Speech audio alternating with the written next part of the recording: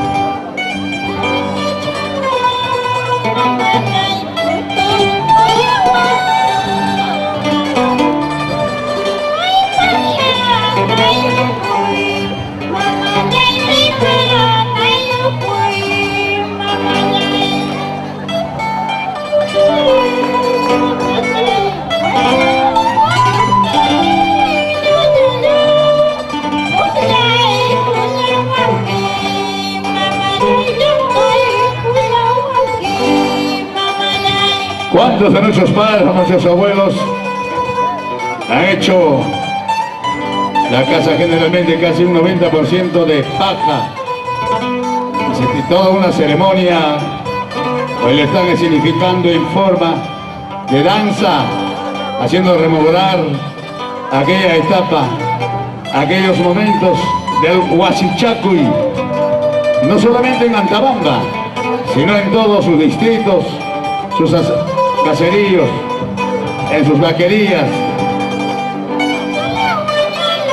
Está dedicada esta danza a todos los profesionales, exalumnos del glorioso Colegio José Carlos Mariátegui.